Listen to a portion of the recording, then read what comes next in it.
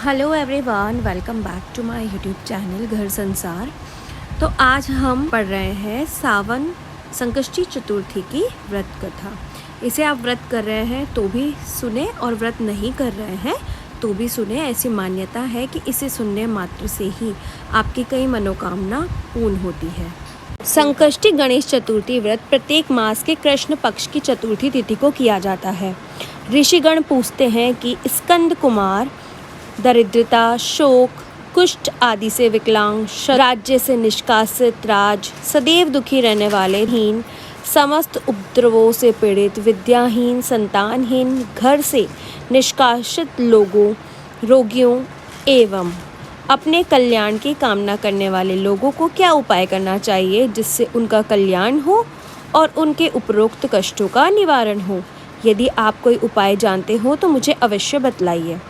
इस व्रत को करने से पृथ्वी के समस्त प्राणी सभी संकटों से, सभी कष्टों से मुक्त हो जाते हैं। यह व्रत राज महापुण्यकारी एवं मानवों को सभी कार्यों में सफलता प्रदान करने वाला है। विशेषतया यदि इस व्रत को महिलाएं करें तो उन्हें संतान एवं सौभाग्य की वृद्धि होती है। श्रावण श्री गणेश चतुर्थी की व्रत कथा। इस व्रत को धर्मराज युधिष्ठिर ने किया था। पूर्व काल में रामच्युत होकर अपने भाइयों के साथ जब धर्मराज वन में चले गए थे तो उस वनवास काल में भगवान श्री कृष्ण ने उनसे कहा था। युधिष्ठिर ने भगवान कृष्ण से अपने कष्टों के शर्मनार्थ जो प्रश्न किया था उस कथा को आप श्रवण कीजिए। युधिष्ठिर पूछते हैं, हे पुरुषोत्तम, ऐसा कौन सा उपाय है जिससे हम वर्तमान संकटों से मुक्त हो सकें? हे गदाधार, आप सर्वज्ञ हैं। हम लोगों को आगे अब किसी प्रकार का कष्ट न भुगतना पड़े, ऐसा उपाय बतलाइए।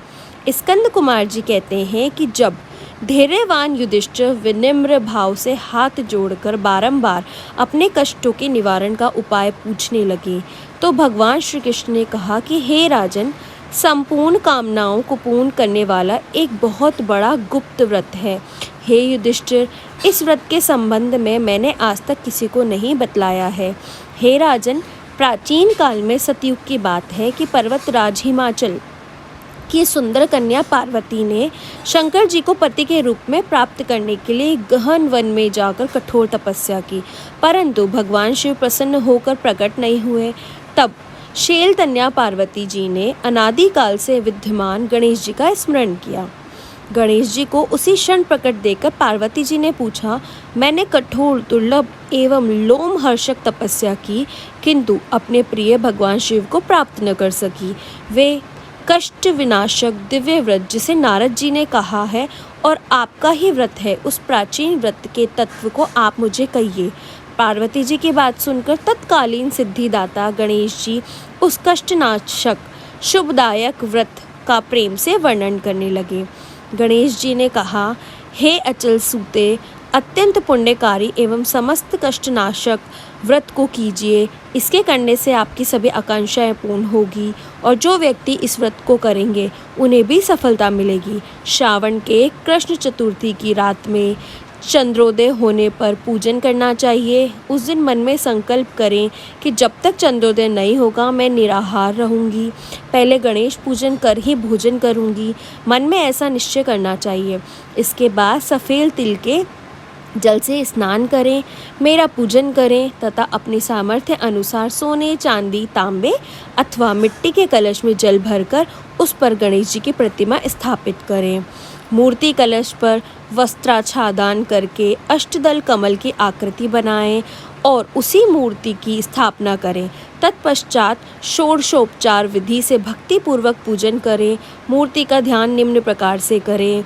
हे लंबोदर, 4 भुजा वाले, 3 नेत्र वाले, लाल रंग वाले, हे नीलवर्ण शोभा के भंडार, प्रसन्न मुख वाले गणेश जी, मैं आपका ध्यान करता या करती हूँ। हे गजानन, मैं आपका आवाहन करती हूँ। हे विघ्नराज, आपको प्रणाम करती हूँ। यह आसन है। हे लंबोदर, यह आपके लिए पाद्य है। हे शंकर सुवन, यह आपके लिए अर्ध है।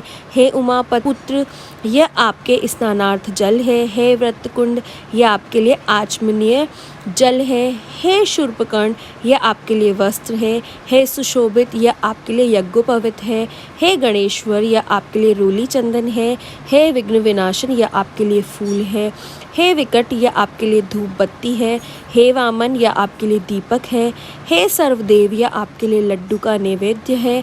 हे देव, यह आपके निमित्त फल है।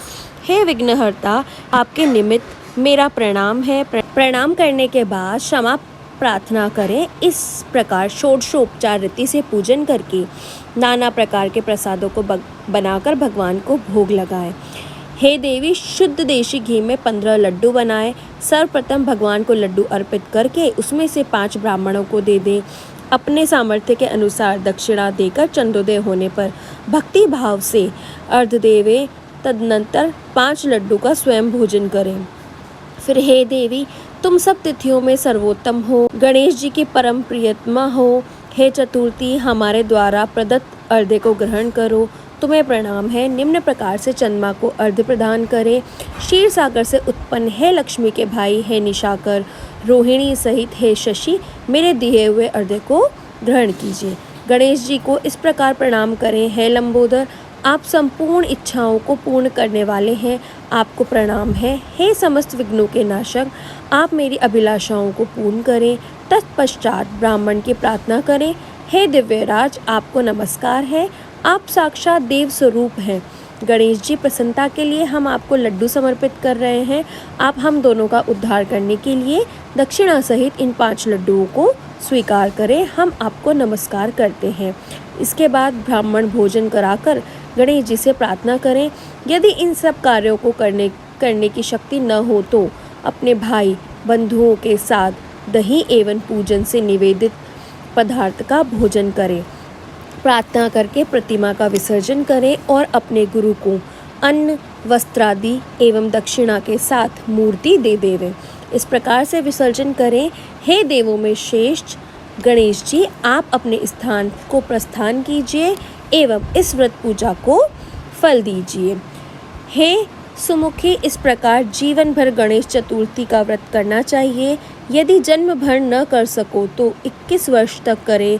यदि इतना करना भी संभव न हो तो 1 वर्ष तक 12 महीने के व्रत को करें। यदि इतना भी न कर सको तो वर्ष के 1 मास को अवश्य ही व्रत करें और श्रावण चतुर्थी को व्रत का उद्यापन करें। जय श्री गणेश।